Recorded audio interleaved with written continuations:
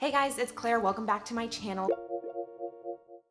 So today is going to be a book review, and it's about one I talked about in my latest book haul, which I'll link in the description box below. I finished it last week and I'm excited to talk about it, and that is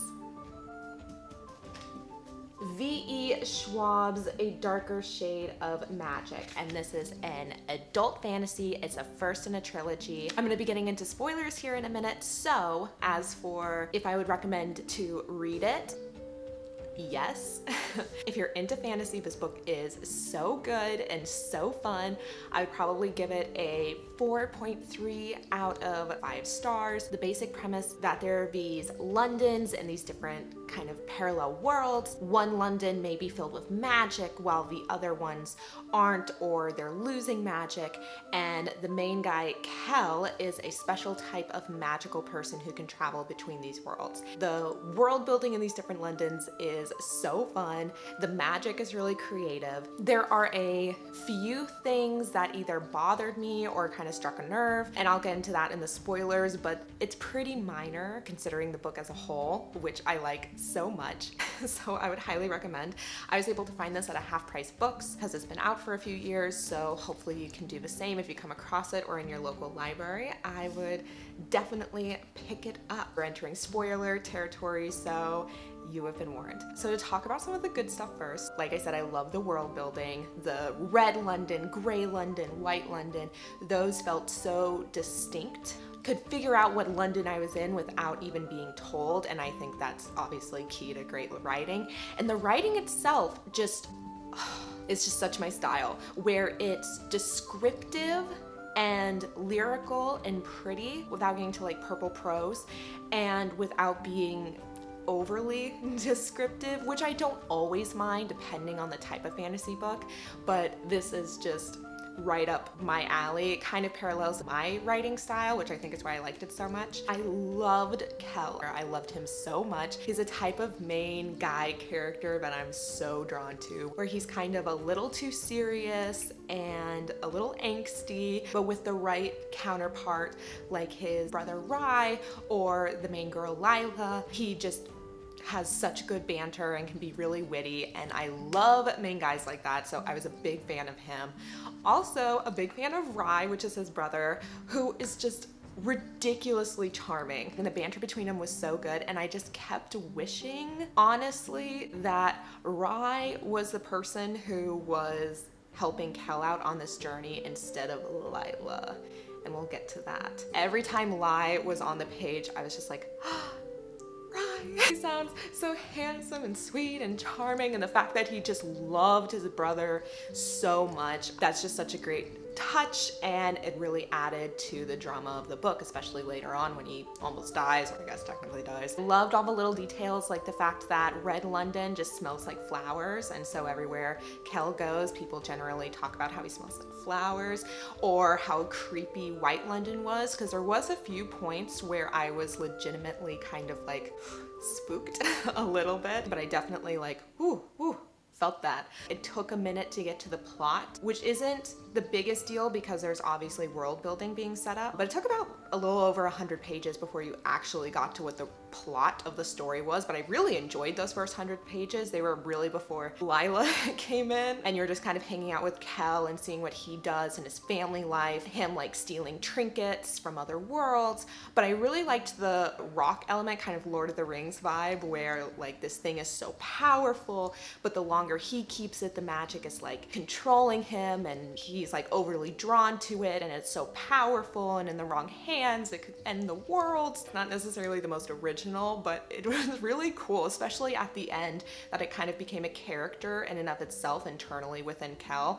That was cool. I love that kind of stuff. Yeah, so let's get into some of my critiques for why this isn't a 5-star review. And again, love the book. Would highly recommend it. I will probably go on reading the rest of the trilogy, although I will say that this doesn't really feel like a trilogy. Like, I reached the end and I was actually shocked by how much it was like wrapped up. I was like, oh, this doesn't feel like there needs to be anything more at all, but I know it is because I think the latest book came out very recently, like last year or something. So that being said, I did have some thoughts.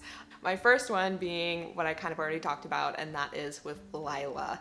I did not like her. She wasn't so much of a deterrent that it kept me from continuing to read the book. Especially compared to like Rye and Kel, not my favorite type of protagonist, because not that she couldn't be sympathetic, and sometimes her banter, especially with Kel, could be very entertaining, but she was kind of a very predictable one-note character to me. In fact, a lot of my issues with some of these other characters are because they felt very predictable. So with Lila, it was like, oh, she's like a cutthroat thief with an attitude who don't need anybody in the world and just wants to do everything on her own and just wants freedom. These aren't bad motives.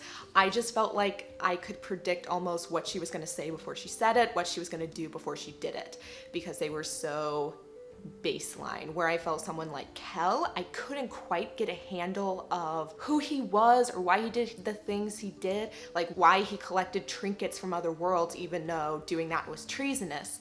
They never quite explained, and that made it so compelling, where with Lila, I felt like her motives were always easily explained, and it just makes her a slightly less compelling character to me. I feel like I read characters like her all the time, especially right now. There seems to be a thing in fiction to have like tough girl who knows how to use weapons and can fight really well and hates feminine things and anything girly. And maybe this isn't necessarily like V.E. Schwab's fault, but I feel like I keep reading that same character archetype in every single book recently. It's kind of wild. It's not like that archetype is necessarily bad, but it adds to the predictability. And then along those same lines, I feel that same way about the main villains, so the twins, and then Holland. Holland I was so into at first when he was introduced, like within those 100 pages, because it's like I couldn't quite get a handle of like what his motives were, and it seemed like he was going to be an evil version of Kel, and I thought he was going to be like the main bad guy of the series. And then within the first like third of the book, what happened to him, his whole like soul being branded to the twins, gets revealed very casually, and then that's it. Like there's nothing more interesting or nuanced about it. And then once you figure out that his actions aren't even really his own because he's being controlled by the twins, I mean, it's sad, but it's not very interesting or compelling, not in the way it was to me at first before that information again was very blandly revealed. So that was mildly disappointing. I liked him. I liked the idea of him as a villain, or as kind of the other side of the same coin to Kel, because they're both the same type of magic man. And then the twins, not terrible villains, just not terribly interesting villains.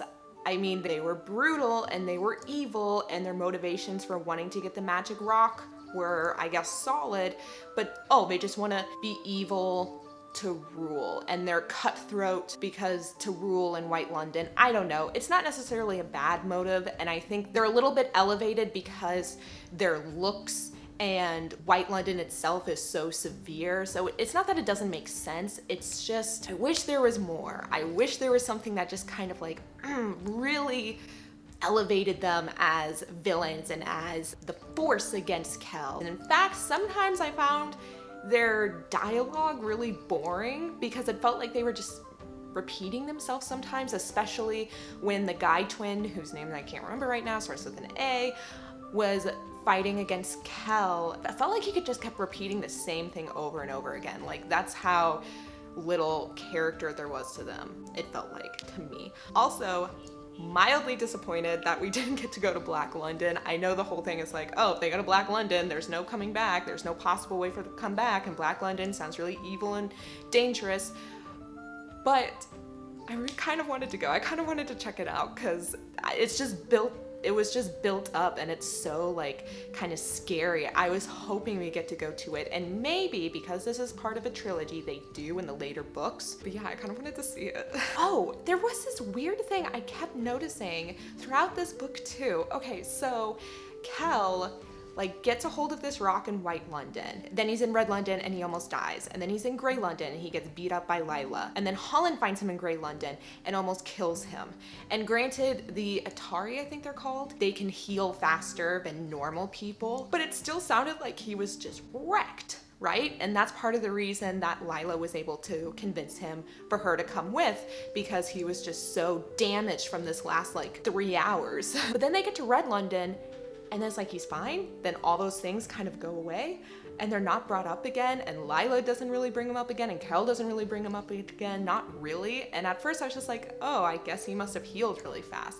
But then towards the end of the book, Lila, she should be dead. Like, she gets shot, she gets beat up with her head slammed against marble or something multiple times. Something falls on her legs and she can see bone. And it's like, oh my gosh, girl, you should be dead. And then she's just not.